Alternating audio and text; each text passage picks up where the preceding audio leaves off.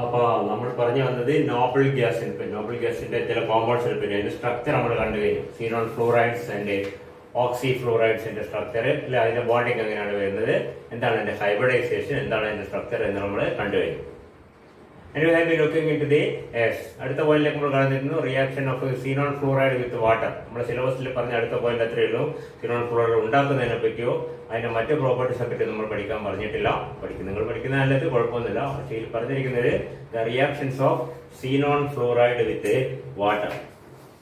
The three fluorides XeF2, XeF4 and XeF6. We have to see how these compounds react with the water, and you have seen that in the case of xenon difluoride,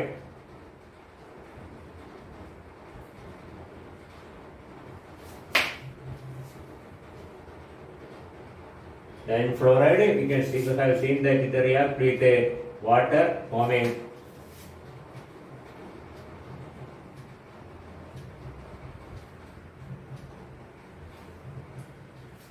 evolution of oxygen. So this is the reaction of xenon difluoride. Difluoride react with the water forming xenon HF and oxygen. And in the case of xenon tetrafluoride, XeF4, we have seen one reaction, that is with a water at a low temperature of minus 80 degrees Celsius. It is converted into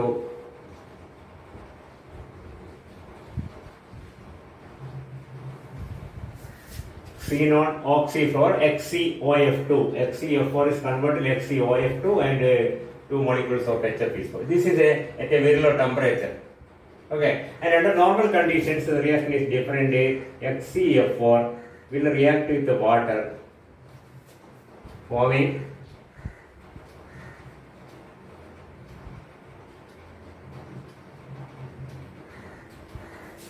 two XeF4 plus 3H2O will be giving 2Xe plus XeO3 plus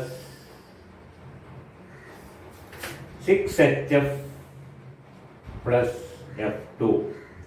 That is the reaction. See, xenon tetrafluoride react with the water forming xenon trioxide. It's a highly explosive compound of xenon trioxide. It's an highly explosive compound, HF and fluorine. Here we can see that this type of reaction can be considered as see, what is the oxidation number of xenon tetrafluoride? Xenon in XeF4. Xenon is in the +4 oxidation stage, isn't it? XeF4 xenon oxidation number +4 ആണ്. കാരണം fluorine 4 minus current, അപ്പോൾ xenon ഒരു 4 positive charge. നമുക്കറിയാം how to calculate the oxidation number of a atom in a particular compound. നമ്മൾ പഠിച്ചിട്ടുണ്ട്. ഇത് 4 ആണ്. XeF4 4 ആണ്, XeF2 2 ആണ്, XeF6 6 ആണ്, XeO3 6 ആണ് അല്ലേ? XeOF2 എത്ര ഉണ്ടാവും? ഇതിന്റെ രണ്ട് ഓക്സിജന്റെ നെഗറ്റീവ്, 2 ഫ്ലൂറിന്റെ നെഗറ്റീവ്, 4 നെഗറ്റീവ്. അപ്പോൾ xenon മുകളിൽ 4 പോസിറ്റീവ് ഉണ്ടായിരിക്കും. നമ്മൾ പഠിച്ച കാര്യമാണ് നേരത്തെ, കുഴപ്പമില്ല. ഇപ്പൊ നിങ്ങൾ അതിനെ പറ്റി വിചാരണ്ട. You see that the oxidation number of xenon in XeF4 is 4, and we see that it is in xenon it is of course elemental oxidation state 0 ആയിരിക്കും. ഏത് എലമെന്റിന്റെ കണ്ടീഷൻ, എലമെന്റൽ കണ്ടീഷൻ അതിന്റെ ഓക്സിഡേഷൻ നമ്പർ ഓക്സിഡേഷൻ സ്റ്റേറ്റ് 0 ആണ്. And in XeO3 it is +6. കാരണം oxygen 3 oxygen 6 negative ചാർജിന്റെ, അപ്പോൾ സ്വാഭാവികമായിട്ടും xenon മുകളിൽ 6 positive charge വേണം. So it is +6. Here we can see that XeF4 it is +4 changes into 0 and 6. xenon ഇവിടെ നോക്കിക്കഴിഞ്ഞാൽ അതിന്റെ ഓക്സിഡേഷൻ നമ്പർ 4 ആണ്. ഇവിടെ എത്തുമ്പോഴേക്ക് അത് ചിലത് 0 ആവും, ചിലത് എല്ലാം xenon തന്നെയാണ് 6 ആവും.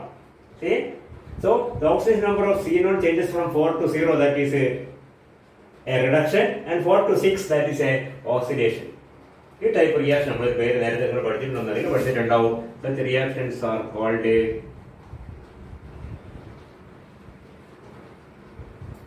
disproportion reactions.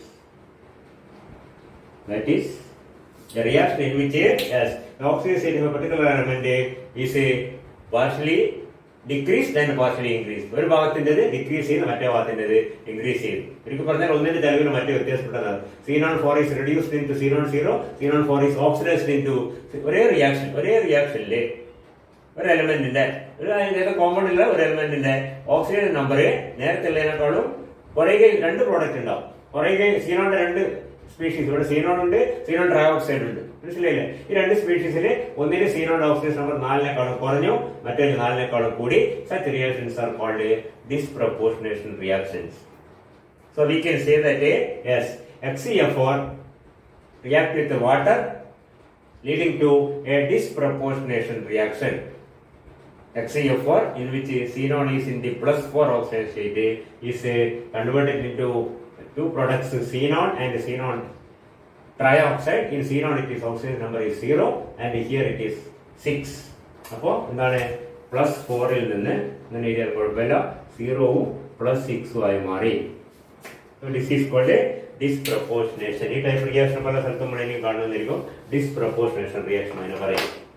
That is in the case of HCl4 as low temperature HCOF -80 normal condition it will give that explosive compound C0 trioxide or C0 6 oxide എന്ന് പറയും. മനസ്സിലായില്ലേ? C0 6 oxide or C0 trioxide is formed. And this reaction is known as a disproportionation reaction. ഇനി അടുത്തത് ഒരെണ്ണം കൂടിയുണ്ട്.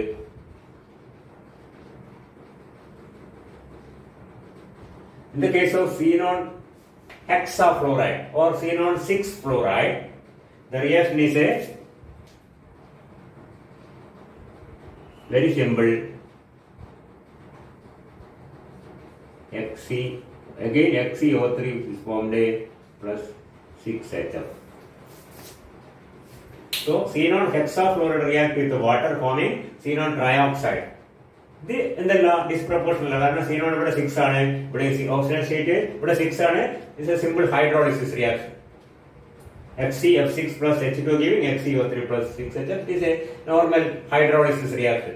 Breaking with water. രണ്ടായി മുറിഞ്ഞിട്ട് ഒരു ഭാഗം ഓക്സിജൻ അതിനോട് ചേർന്ന് മറ്റേ ഭാഗം ഹൈഡ്രജൻ മറ്റേ ഭാഗം ചേർന്ന് ഫ്ലോറിൻ ആയി വിട്ട് C0 trioxide or C0 6 oxide with the evolution of HF. So that is the reaction of HCF6. And HCF6 also can react as a under suitable or normal low temperature. It can undergo partial hydrolysis. HCF6 plus H2O. ഇവിടെ എന്താ സംഭവിക്കുക?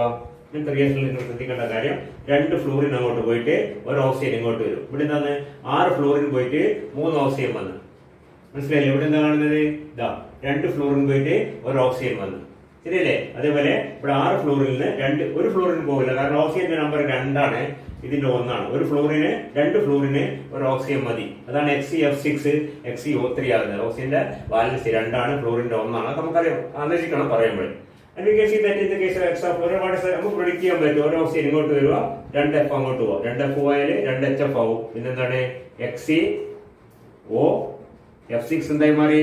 F4 ആയി മതി plus 2HF. This is a partial hydrolysis. This is a complete hydrolysis. വേണമെങ്കിൽ normal suitable കണ്ടീഷനിൽ അടുത്ത 2 florin പോയിട്ട് വേറെ ഓക്സിജൻ വരാം. അപ്പൊ എന്താവും?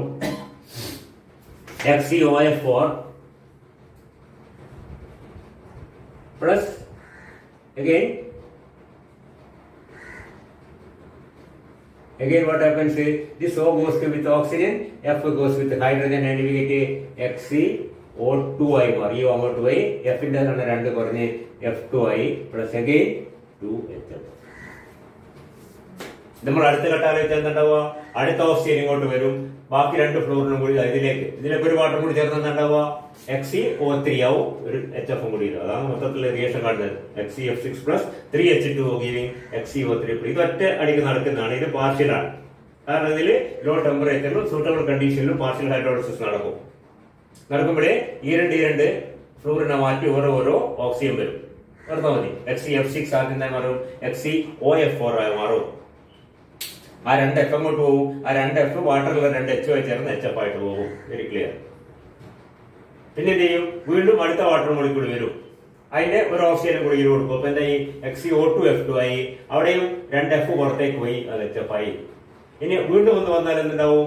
അടുത്ത വാട്ടർ വരുമ്പോൾ അതിന്റെ ഓക്സിജൻ XeO3 ആയി മാറും. അവിടെ 2 H 2 F കൂടി ചേർന്ന് 2 HF. 2 HF 4 HF 6 HF 6 HF XeO3. This is the complete reaction. These are partial reactions. So normal case reaction നമ്മൾ പറഞ്ഞാൽ മതി. XeF6 plus 3H2O under hydrolysis under normal condition forming XeO3. Slow on hydrolysis, faster than. But under suitable conditions, especially at low temperature, it can undergo partial hydrolysis to produce. Just volume react ചെയ്യില്ലെങ്കിലും കുറച്ച് product XeOF4 ഉം കുറച്ച് product XeO2F2 ഒക്കെ നമുക്ക് കിട്ടും. ഇതാണ് xenon ഫ്ലൂറൈഡ്സിന്റെ water oil reaction. അപ്പം XeF2 എങ്ങനെ റിയാക്ട് ചെയ്യുന്ന XeF2 ഒറ്റ ടൈപ്പ് റിയാക്ഷൻ ആണ്. XeF4 2 ടൈപ്പ് ഉണ്ട്. XeF6 ഇത് വേണമെങ്കിൽ പാസ് ചെയ്യണം പറയാം. മനസ്സിലായില്ലേ? അപ്പൊ ഹൗ ഇറ്റ് റിയാക്ട്. പ്രോഡക്റ്റ് എന്തായിരിക്കും? പ്രോഡക്റ്റ് ഒന്നിക്കൽ ഓക്സി ഫ്ലോറൈഡ് ആയിരിക്കും അല്ലെങ്കിൽ ഓക്സൈഡ് ആയിരിക്കും. മനസ്സിലായില്ലേ? XeF4 കേസിൽ ഈ റിയാക്ഷൻ നമ്മള് ഡിസ്പ്രപ്പോർഷൻ എന്ന് പറയും. ഒരു ഭാഗം സീനോൺ 0 ആയിട്ടും ഈ സീനോൺ 4 എന്നുള്ള കോമ്പൗണ്ട് സീനോൺ 0 ആയിട്ടും സീനോൺ 6 ആയിട്ടും മാറും. 4ൽ നിന്ന് 0 ആവുന്നത് റിഡക്ഷൻ, 4ൽ നിന്ന് 6 ആവുന്നത് ഓക്സിഡേഷൻ. ഒരേ species partially oxidised and partially reduced, ഒന്ന് മറ്റൊരു ചിലവിൽ ഓക്സിഡൈസ് ചെയ്യുമ്പോൾ റെഡ്യൂസ് ചെയ്യപ്പെടുക, അതിന് പറയുന്ന പേരാണ് ഡിസ്പ്രപ്പോർഷനേഷൻ റിയാക്ഷൻ. മനസ്സിലായില്ലേ? വേറെ ആരും ഓക്സിഡൈസ് ചെയ്യാനൊന്നും ഇവിടെ ഇല്ല.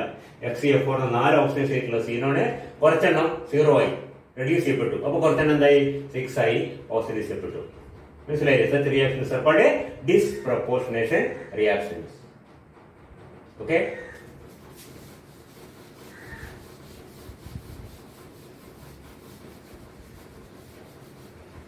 അപ്പൊ ആ പോയിന്റ് കഴിഞ്ഞു. That is a reaction of xenon fluorides with water.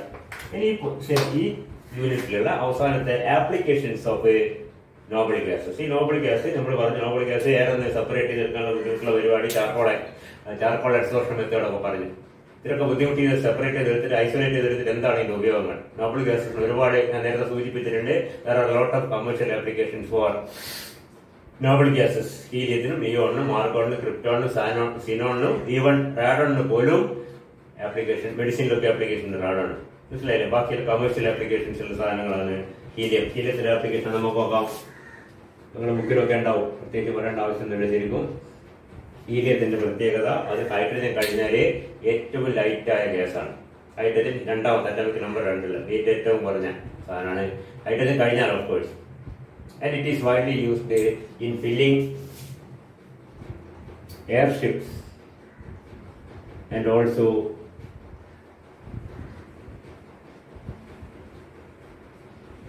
weather balloons.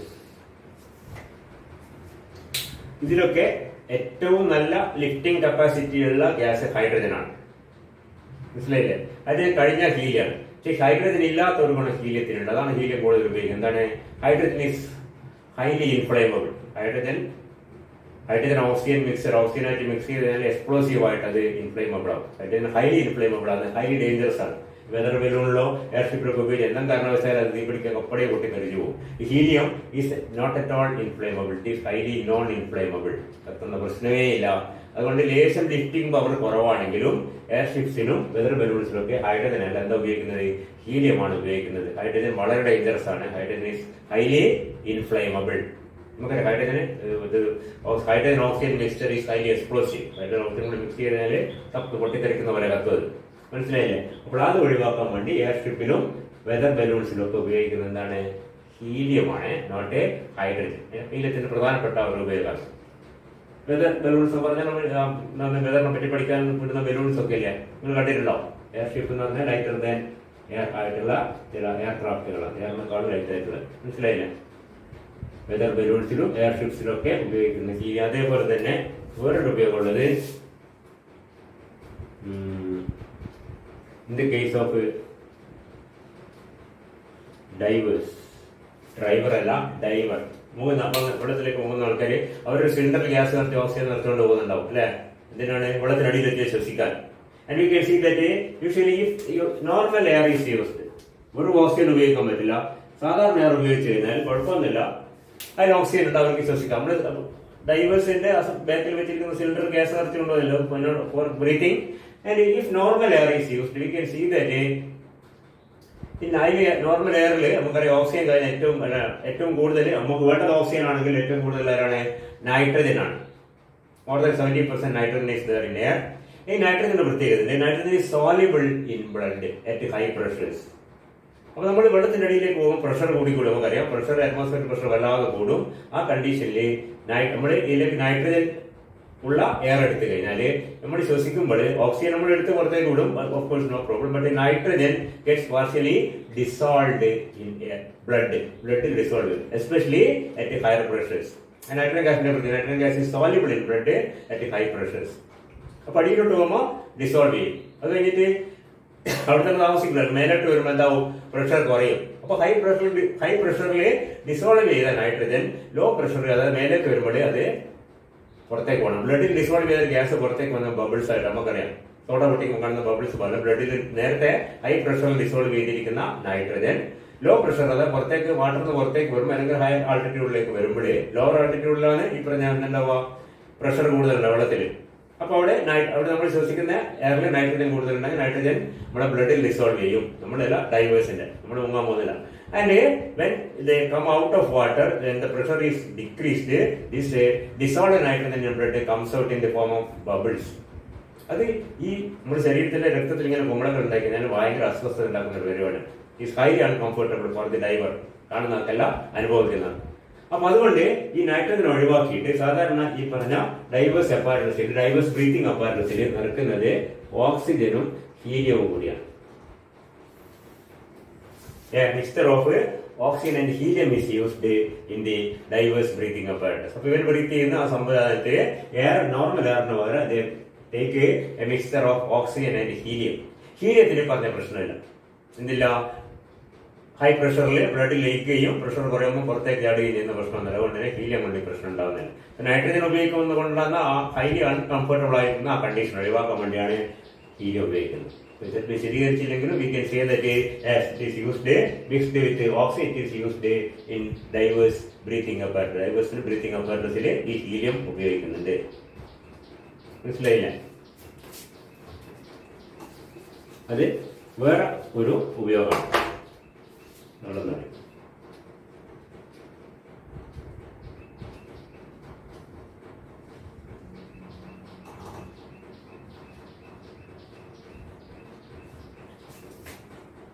പിന്നെ വേറൊരു ഉപയോഗമുള്ളത്, നമുക്കറിയാം ഹീലിയത്തിന്റെ ബോയിലിംഗ് പോയിന്റ് വളരെ വളരെ വളരെ വളരെ താഴെയാണ്. ഓൾമോസ്റ്റ് അബ്സല്യൂട്ട് സീറോയുടെ അടുത്തെത്തുമ്പോഴേ ഹീലിയം ലിക്വിഫൈ ചെയ്തത്. It's very difficult to liquefy helium. So it is used to provide a extremely low temperatures, cryogenic low temperature, cryogenic യൂസിന് ഉപയോഗിക്കുന്നുണ്ട്.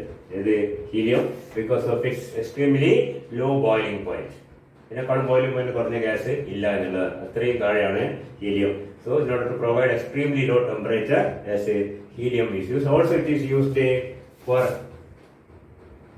used in 1 2 3 4 അഞ്ചാമത്തേത് in gas thermometers. Gas thermometers are thermometers used to measure very low temperatures. അതിലും helium ഉപയോഗിക്കുന്നുണ്ട്. Helium is used in gas thermometers. Gas thermometers are used to measure extremely low temperature. ഇതൊക്കെ ഹീലിയത്തിന്റെ ഉപയോഗങ്ങളാണ്. മനസ്സിലായി? അപ്പൊ 3 ഉപയോഗങ്ങൾ ഓർത്ത് വെക്കുക. എയർഷിപ്സും weather ബലൂൺസും fill ചെയ്യാൻ ഉപയോഗിക്കും, ഡൈവേഴ്സിന്റെ അപ്പാരറ്റസ് ഉപയോഗിക്കും. കാരണം നൈട്രജൻ കൊണ്ടുണ്ടാകുന്ന ആ അൺകംഫർട്ടബിൾ ആയിരിക്കുന്ന കണ്ടീഷൻ ഹീലിയം കൊണ്ടുണ്ടാവുന്നില്ല. ക്രയോജനിക് യൂസ്, അതായത് for providing extremely low temperatures helium is used, liquid helium is used, and also as is used in gas thermometers, which is used to measure very low, extremely very low, extremely low temperatures measure ഉപയോഗിക്കുന്ന സംവിധാനമാണ് gas അതിനൊരു gas thermometer gas ആയിട്ട് അത് ഉപയോഗിക്കും, ഹീലിയത്തെ ഉപയോഗിക്കുന്നുണ്ട്. ഇതിൽ ഓർത്ത് വെക്കാൻ ലേശം പ്രയാസമാണ്, എന്നാലും വേറെ രക്ഷയില്ല. വൈകാട്ട് ഓടിക്കുമ്പോൾ തന്നെ ഒരു 2-3 ഉപയോഗങ്ങൾ ഓർത്ത് വെക്കുക ഹീലിയത്തിന്റെ. ഓക്കെ,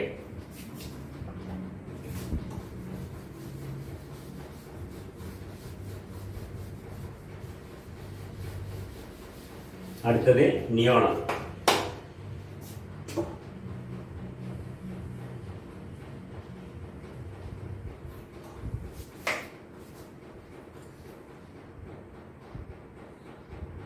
നിയോണിന്റെ പ്രധാനപ്പെട്ട ഉപയോഗം അലങ്കാര ദീപങ്ങളാണ്. പല കളറുള്ള ബൾബൊക്കെ കണ്ടത് അത് നിയോൺ ആവണമെന്നില്ല. And neon gives A very beautiful glow, orange glow when electric discharge is passed through it at a high voltage. High voltage neon gas low pressure എടുത്താൽ കൂടി ഒരു ഡിസ്ചാർജ് ഇലക്ട്രിക് ഡിസ്ചാർജ് പാസ് ചെയ്ത് കഴിഞ്ഞാൽ നല്ല മനോഹരമായ ഒരു orange glow കിട്ടും. മനസ്സിലായില്ലേ?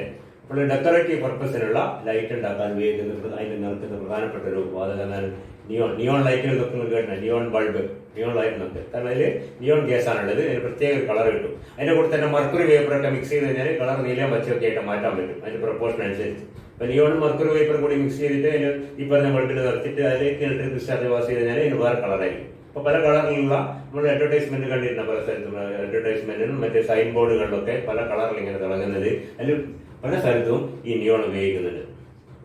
നിയോണിന്റെ പ്രധാനപ്പെട്ട ഒരു ഉപയോഗമാണത് for decorative purposes. And also it is used for providing an inert atmosphere. ഇവിടേക്ക് inert atmosphere നമുക്ക് വേണമെങ്കിൽ നിയോൺ ഉപയോഗിക്കാം. നമുക്കറിയാം നിയോൺ ഉപയോഗിക്കാം, ഹീലിയോ ആർഗൺ ഒക്കെ ഉപയോഗിക്കാം. പക്ഷെ നിയോണും ഉപയോഗിക്കുന്നുണ്ട് inert atmosphere പ്രൊവൈഡ് ചെയ്യാൻ വേണ്ടി. മനസ്സിലായില്ലേ? അതേപോലെ തന്നെ ക്രിപ്റ്റോൺ. ക്രിപ്റ്റോൺ മുമ്പ് ഉപയോഗിച്ചിരുന്നത് നമുക്കറിയാം ഹീലിയം നിയോൺ ആർഗൺ. ക്രിപ്റ്റോൺ തന്നെയായിരുന്നത് ആർഗൺ. നമുക്കറിയാം ആർഗൺ ആണ് അറ്റ്മോസ്ഫിയറിൽ മാക്സിമം കൂടുതലുള്ള ഏറ്റവും most abundant inert noble gas in the atmosphere is a krypton.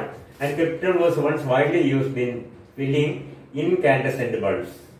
നമ്മളെ ഇപ്പോഴത്തെ ഉപയോഗിക്കുന്ന LED ബൾബുകൾ, അതിന്റെ മുമ്പ് ഉപയോഗിച്ചിരുന്ന CFLകൾ, അതൊക്കെ നിങ്ങൾക്ക് പറഞ്ഞല്ലോ. അതിന്റെ മുമ്പ് ഉപയോഗിച്ചിരുന്ന സാധാരണ ബൾബുകൾ കണ്ടിട്ടില്ല. ചെറുപ്പങ്ങളെ തലമുറ വരുമ്പോഴേക്ക് അത് ഏകദേശം നമ്മുടെ നാട്ടിൽ നിന്ന് അപ്രത്യക്ഷമായതാണ്. നമുക്ക് ചെറുപ്പകാലത്ത് ഇലക്ട്രിക് ബൾബ് എന്ന് പറഞ്ഞാൽ അതായിരുന്നു. ഒരു ഫിലമെന്റ് ഇങ്ങനെ കത്തുന്ന ഇപ്പോൾ കണ്ടിട്ടുണ്ടാകും മിക്കവാറും. എല്ലാം ഒരു രണ്ട് സാധനം ഇങ്ങനെ ചുവന്ന ഫിലമെന്റ് അല്ല, ഒരു മഞ്ഞ നിറത്തിലുള്ള ഫിലമെന്റ് ഉള്ളത് കത്തുമ്പോൾ ഫിലമെന്റ് ചൂടായിട്ട് ലൈറ്റ് വരുന്നതാണ് ഇത്.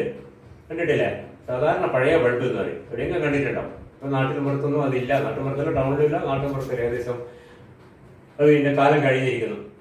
ബട്ട് ഒരു കാലത്ത് നമ്മളെ ഈ പറഞ്ഞ ഈ ഇപ്പോഴത്തെ LED-യും അതിന്റെ മുമ്പേയുള്ള CFLും വരുന്നതിന് മുമ്പേ നാട്ടിൽ നിറയെ എല്ലാവരും ഉപയോഗിച്ച ബൾബ് അതിന്റെ ഇൻകാൻഡസെന്റ് ബൾബ് എന്ന് പറയും.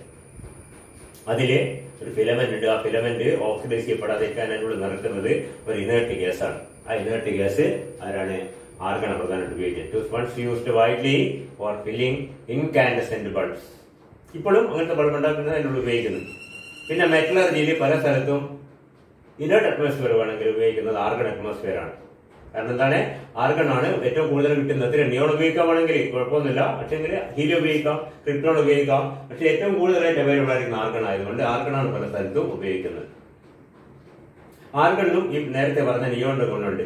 It gives a beautiful colours. അപ്പോൾ ലൈറ്റ് പിന്നെ mixed with mercury vapour or alone ബൾബിന് നിറച്ച് കഴിഞ്ഞാൽ അതിന്റെ കളറ് പല വിധത്തിൽ കളർ ഉണ്ടാക്കാൻ പറ്റും. അതനുസരിച്ച് ഡെക്കറേറ്റീവ് പർപ്പസിനുള്ള ബൾബുകൾ, ലൈറ്റുകൾ ഉണ്ടാക്കാൻ ഉപയോഗിക്കുന്നുണ്ട് ആർഗൺ. ക്രിപ്റ്റോണും സിനോണും ഏകദേശം ഇതേ യൂസ് തന്നെയാണ്. ഇനേർട്ട് അറ്റ്മോസ്ഫിയർ പ്രൊവൈഡ് ചെയ്യാനും പിന്നെ എന്താണ് ബൾബ് ഫില്ല് ചെയ്യാനും പിന്നെ അതേപോലെ തന്നെ ഡെക്കറേറ്റീവ് പർപ്പസിനൊക്കെ ഉപയോഗിക്കുന്നുണ്ട് ആർഗണും സിനോണും. ക്രിപ്റ്റോണും സിനോണും. അവസാനമുള്ള റാഡാണ് പ്രധാനപ്പെട്ട ഉപയോഗം. നമ്മൾ പറഞ്ഞ medicinal nuclear because it is early active. Cancer ട്രീറ്റ്മെന്റിലൊക്കെ സിനോൺ അത്യാവശ്യം അല്ല റാഡാണ് അത്യാവശ്യം ഉപയോഗിക്കുന്നുണ്ട്. ഇതൊക്കെയാണ് പ്രധാനമായിട്ട് നമ്മുടെ നോബിൾ ഗ്യാസസിന്റെ ആപ്ലിക്കേഷൻസ്. ഓക്കെ, അത് നിങ്ങൾ ഓരോന്നിനും ഒന്നോ രണ്ടോ ആപ്ലിക്കേഷൻ എങ്കിലും പഠിച്ചു വെക്കുക. ഹീലിയം, നിയോൺ, രണ്ട് പ്രധാനം, argon, krypton, xenon and of course radon. Generally ചോദിച്ചാൽ ചിലപ്പോൾ ഇന്നേ ഗ്യാസ് ഉണ്ടെന്ന് ചോദിച്ചാൽ ചിലപ്പോൾ ജനറലി എല്ലാം ചോദിച്ചാൽ ഓരോന്നിനും ഒന്നെണ്ണം പറഞ്ഞാൽ മതി. മാർക്ക് അനുസരിച്ച് വലിയ ക്വസ്റ്റ്യൻ ആയിട്ട് ചോദിക്കാൻ സാധ്യത. മിക്കവാറും ഫസ്റ്റ് A പാർട്ടിലൊക്കെ ഒരു ക്വസ്റ്റ്യൻ യൂസേഴ്സ് ഒക്കെ ചോദിക്കാൻ സാധ്യതയുണ്ട് ആപ്ലിക്കേഷൻസ്. പക്ഷേ അതിന് ഗുണം എന്ന് വെച്ചാൽ നിങ്ങൾ അതിന് വേണ്ടി കെമിസ്ട്രി ഒന്നും ഇല്ല, അത് ഓർത്ത് വെച്ചാൽ എഴുതാൻ പറ്റും. ഓർത്തില്ലെങ്കിലും നോബിൾ ഗ്യാസ് ആണ്, ഇനേർട്ട് ആണെന്നൊക്കെ ആലോചിച്ച് കഴിഞ്ഞാൽ നമുക്ക് അതിന്റെ ആപ്ലിക്കേഷൻ പലപ്പോഴും എഴുതാൻ പറ്റും. മനസ്സിലായില്ലേ? വെൽഡിങ്ങിലൊക്കെ നമ്മൾ പലപ്പോഴും ഇനേർട്ട് അറ്റ്മോസ്ഫിയർ വെൽഡിങ്ങിൽ ഹൈ ടെമ്പറേച്ചറാണ് മെറ്റൽസ് റിയാക്ട് ചെയ്തു പോകും. ഓക്സിജനായിട്ടും നൈട്രജനായിട്ടും ഒക്കെ എയർ ഒഴിവാക്കി വേറെന്താ ഗ്യാസ് ഉപയോഗിക്കണം മിക്കവാറും ഉപയോഗിക്കുന്നത് ആർഗണൊക്കെയാണ്. അപ്പൊ അങ്ങനത്തെ ഉപയോഗങ്ങൾ ഏകദേശം വായിച്ച് മനസ്സിലാക്കി വെക്കും എന്താണെന്നുള്ളത്. വെറുതെ വായിച്ച് ഉപയോഗിക്കാട്ട് പഠിച്ചാൽ മാറുന്നു എന്താണ് അതിന്റെ പ്രത്യേകതകൾ. അതുകൊണ്ട് ആ പ്രത്യേകത ഉപയോഗിച്ച് എങ്ങനെയാണ് അത് ഉപയോഗിക്കുന്നത് അങ്ങനെ വെച്ചാല് മറന്നുമില്ല. കോംപ്ലിക്കേഷൻ ഒന്നും അതിൽ യാതൊന്നുമില്ല. നിങ്ങൾ ഏത് ബുക്കിൽ നോക്കിക്കഴിഞ്ഞാൽ കാണും, ഏത് ബുക്കിൽ നോക്കിക്കഴിഞ്ഞാൽ കാണുന്ന ഏകദേശം ഒരേ ടൈപ്പ് ആപ്ലിക്കേഷൻ ആയിരിക്കും. ഏതെങ്കിലും ബുക്കിലോ ടെക്സ്റ്റിലോ നോക്കി ലിറ്ററേച്ചർ അനുസരിച്ച് കുറച്ച് ആപ്ലിക്കേഷൻസ് പഠിച്ചു വെക്കുക. ഓക്കെ, ഇതോടുകൂടി ആ യൂണിറ്റ് അവസാനിച്ചു. ഏത് യൂണിറ്റ്? ഞാൻ നേരത്തെ പറഞ്ഞു നമ്മുടെ സിലബസിലുള്ള ഏറ്റവും ചെറിയ യൂണിറ്റായ നോബൽ ഗ്യാസസ് എന്നുള്ള യൂണിറ്റ്. സിലബസിന് 3 അവറാണ് നമുക്ക് അലോട്ട് ചെയ്ത് നമ്മൾ ഏകദേശം ഇരട്ടി സമയം എടുത്തിട്ടുണ്ട്. 8 ക്ലാസ് ഏറ്റവും ചുരുങ്ങിയത് 4 മണിക്കൂർ ഉണ്ടാവും. കുഴപ്പമൊന്നുമില്ല. ഇനി നമ്മൾ പ്രധാനപ്പെട്ട കാര്യം ഇതൊക്കെ ഒന്ന് ശരിക്കും ഈ 8 ക്ലാസ്സുകളും വൃത്തിയിൽ, ഇതടക്കം 8ാമത്തെ ക്ലാസ് എന്നാണ് തോന്നുന്നത്, വൃത്തിയിലൊന്ന് കണ്ട് മനസ്സിലാക്കി നമുക്കൊരു ചെറിയ പരീക്ഷ വേണം. പരീക്ഷ എന്ന് പറഞ്ഞാൽ റിട്ടേൺ എക്സാമിനേഷനോ ഓൺലൈനോ ഓഫ്ലൈനോ ഒന്നുമല്ല. ഞാൻ നിങ്ങളോട് തുടക്കത്തിൽ പറഞ്ഞിട്ടുണ്ട്. ഞാൻ നിങ്ങളെ വിളിച്ചിട്ട് 2-3 ക്വസ്റ്റ്യൻ ചെയ്യും. So get ready for the examination after of course a week. പെട്ടെന്ന് വേണ്ട, അടുത്ത ആഴ്ച, അടുത്ത വെള്ളിയാഴ്ച, അടുത്ത വ്യാഴാഴ്ച വെള്ളിയാഴ്ച ഞാൻ മുതൽ എല്ലാവരും ഒരേ ദിവസം വിളിക്കാൻ പറ്റണമെന്നില്ല. വിളിച്ചിട്ട് ക്വസ്റ്റ്യൻ ചോദിക്കും. അതിനനുസരിച്ചിട്ട് നിങ്ങൾ അതിൽ പ്രതികരിക്കുക, പരമാവധി സഹകരിക്കുക. പരീക്ഷ നിങ്ങൾ എത്രത്തോളം മനസ്സിലാക്കി എന്നുള്ളത് അറിയാനാണ്. നിങ്ങൾ ഓരോരുത്തരെയും അറിവ് അളക്കാനോ അല്ലെങ്കിൽ അതിനനുസരിച്ച് നിങ്ങൾക്ക് മാർക്ക് ഇട്ടിട്ട് ഇന്റേണൽ മാർക്ക് ഇടാനോ ഒന്നുമില്ല. അതിനോ വേറെ പരീക്ഷ നടത്തിക്കോളും. ചിലപ്പം ഇത് അതിന്റെ ഭാഗമായി പോകുന്ന കുഴപ്പമൊന്നുമില്ല. അപ്പോൾ എന്താ ഞാൻ മര്യാദക്ക് പഠിച്ചിട്ട്, ഇത് വളരെ ചെറിയ യൂണിറ്റാണ്, അതിലുള്ള കാര്യങ്ങൾ വളരെ വെൽ ഡിഫൈൻഡ് ആണ്. നോബൽ ഗ്യാസസ് എന്താണ്? നോബൽ ഗ്യാസസ് എന്തുകൊണ്ട് നോബൽ ഗ്യാസ് വിളിക്കുന്നു? മനസ്സിലായില്ലേ? പീരിയോഡ് ടേബിൾ അതിന്റെ സ്ഥാനം നമ്മൾ ഞാൻ നേരത്തെ പറഞ്ഞു. അതൊക്കെ നമ്മുടെ സിലബസിൽ നേരത്തെ പ്രീ റെക്വസിറ്റ്സ് എന്നിട്ട് കൊടുത്തിട്ടുണ്ട്. അതിനുശേഷം വരുന്നത് പ്രധാനമായിട്ട് separation of noble gases from by the charcoal activation method. അതാണ് പ്രധാനപ്പെട്ട ഇതിൽ വരുന്നത്. പിന്നെ എന്താണ്? സീനോണിന്റെ ഫ്ലൂറൈഡ്സും ഓക്സിജൻ ഫ്ലൂറൈഡ്സിന്റെയും ബോണ്ടിങ്ങും സ്ട്രക്ചറും. പിന്നെ വരുന്നത് സീനോൺ ഫ്ലൂറൈഡ്സിന്റെ വാട്ടർ ഓയിലിന്റെ റിയാക്ഷൻ. ഇപ്പൊ അവസാനം വരുന്നത് ആപ്ലിക്കേഷൻ. ഇത്രയും കാര്യങ്ങളായിരുന്നു. ഇലക്ട്രോണിക് കോൺഫിഗറേഷനും അതിന്റെ ഹിസ്റ്ററിയും ഒക്കെ അതിന്റെ ആദ്യ ഭാഗമായിട്ടും വരും. ഇത്രയും കാര്യങ്ങൾ ഈ ക്ലാസ്സുകൾ കണ്ടാൽ തന്നെ നിങ്ങൾക്ക് ഒന്നുകൂടി വീണ്ടും റിപ്പീറ്റ് ചെയ്ത് കാണാം. കണ്ടിട്ടൊന്ന് മനസ്സിലാക്കിയിട്ട് ചോദ്യത്തിന് ഉത്തരം പറയാൻ ശ്രമിക്കുക. വെറുതെ ഇരുന്നിട്ട് ഫോണിലല്ല, കുഴപ്പമില്ല, അതൊന്നും പറഞ്ഞില്ല ഒന്നുമില്ല എന്ന് വിചാരിക്കരുത്. നമുക്ക് ഞാൻ നേരത്തെ വീണ്ടും പറഞ്ഞിട്ടുണ്ട്, if you have any complaint or suggestion for modification of the class, ഈ ടൈപ്പ് വേറെ എങ്ങനെ വേണം അങ്ങനെ വേണമെന്നുണ്ടെങ്കിൽ നിങ്ങൾ ധൈര്യമായിട്ട് വിളിച്ച് പറയണം. ഒരു മെസ്സേജ് എവിടെയെങ്കിലും ഇട്ട് ചിലപ്പോഴും കാണില്ല. അപ്പൊ ഒരുപാട് മെസ്സേജ് വാട്സാപ്പിലൊക്കെ നിറയെ അതും ഇതൊക്കെ വരുന്നുണ്ട്, പലപ്പോഴും നോട്ട് ചെയ്യാണ്ട് പോകും. അതുകൊണ്ട് നിങ്ങൾ ഡയറക്റ്റ് ആയിട്ട് കോൾ മീ, എപ്പോഴെങ്കിലും വിളിക്കുക, വിളിച്ചിട്ട് സംസാരിക്കുന്ന പ്രശ്നമുണ്ടെന്ന് പറയാം. ഓക്കെ, ഇന്നത്തെ ക്ലാസ് കഴിഞ്ഞു. ഓക്കെ.